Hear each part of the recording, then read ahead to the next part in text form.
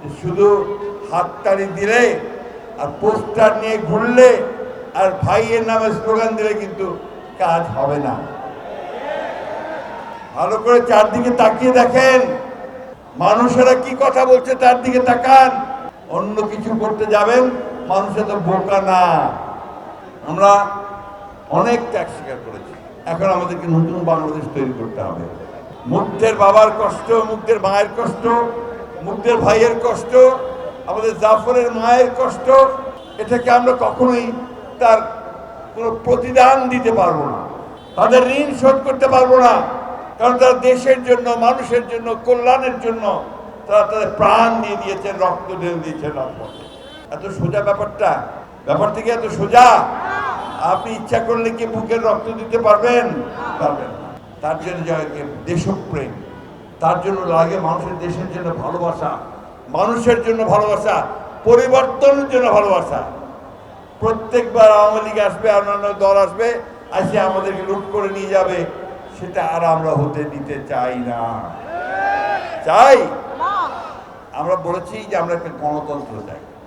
গণতন্ত্রটা কি?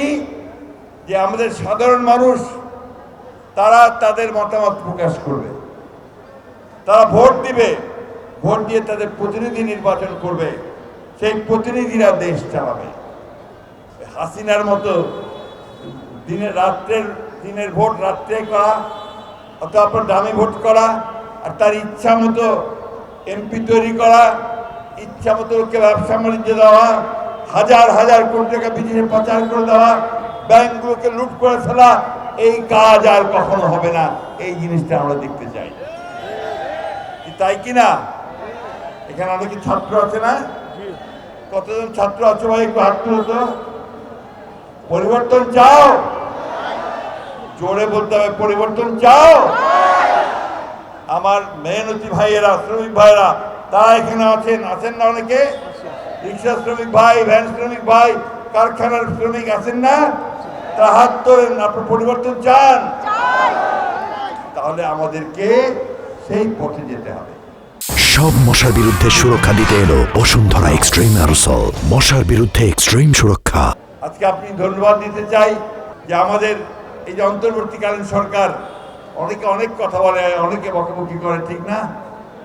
তাদের অনেক ভুল আছে, ত্রুটি আছে, তাদের তো অভিজ্ঞতা নাই বেশি। আমরা আশা করেছিলাম যে 1 বছরের মধ্যে আমাদের যারা শহীদ হয়েছে তাদের প্রপার তালিকা তৈরি করে তাদেরকে পুনর্বাসনের ব্যবস্থা করবে। দুর্ভাগ্য তারা সেটা পুরোটা করতে পারেনি, কিন্তু তারা চেষ্টা করছে। গতকালই এই যে সংস্কারের যে আপনার বৈঠক, সেই বৈঠকটা গতকাল শেষ হয়েছে। আমরা আশা করছি 2-1 দিনের মধ্যেই এর পূর্ণাঙ্গ রিপোর্ট আসবে। আজকে একটা ভালো খবর আছে। কয়েকদিন আগে আপনারা দেখেছেন যে আমেরিকা আমাদের উপর ট্যারিফ আরোপ করেছিল, তাই না? ট্যারিফ কি জানেন? মানে আমরা যা রপ্তানি করব তারপরে তারা 35% তারা ট্যাক্স নিয়ে নেবে। অর্থাৎ আমাদের যে জিনিসটার দাম 50 টাকা, ওটা আরো 35 টাকা যোগ হবে ওর সঙ্গে। সরি, 100 টাকায় 35 টাকা, 135 টাকা দাম হবে। ফলে আমাদের জিনিসটা বিক্রি হবে না। ওটাকে পররাষ্ট্র দপ্তর এবং এই মন্ত্রীরা, অ্যাডভাইজাররা তারা আলোচনা করে এটা কমিয়ে 20% পর্যন্ত নিয়ে এসছে। সেই জন্য আমি এই ইন্টারিম গভর্নমেন্টকে, অন্তর্বর্তী সরকারকে ধন্যবাদ জানাতে চাই। এটা একটা বড় ক্রাইসিস পড়ে। সবচেয়ে বড় ক্রাইসিস রয়েছে যে ঘোষণা আমাদের প্রধান উপদেষ্টা দিয়েছেন যে আগামী ফেব্রুয়ারি মাসে নির্বাচন হবে, মধ্যবর্তী সময়ে, তাই না? এই নির্বাচনটা আমরা চাই, দেশের মানুষ চায়। দেশের মানুষ একটা নির্বাচিত সরকারের অধীনে দেশ পরিচালনা করতে চায়। আমার তো যাওয়ারই জায়গা নাই। এখন ধরো আমার কোনো সমস্যা হলো, আমি কার কাছে যাব? কোনো এমপি নাই তো, আছে? তাহলে যাবো কার কাছে? আমার সমস্যাটা পার্লামেন্টে কে তুলে ধরবে? লোক নাই। কে পার্লামেন্টে আমার দাবি নিয়ে কথা বলবে? লোক নাই। এই জন্যই আমাদেরকে দ্রুত নির্বাচন দরকার এবং দ্রুত পার্লামেন্ট দরকার, যে পার্লামেন্টে আমরা আমাদের কথাগুলো বলতে পারবো।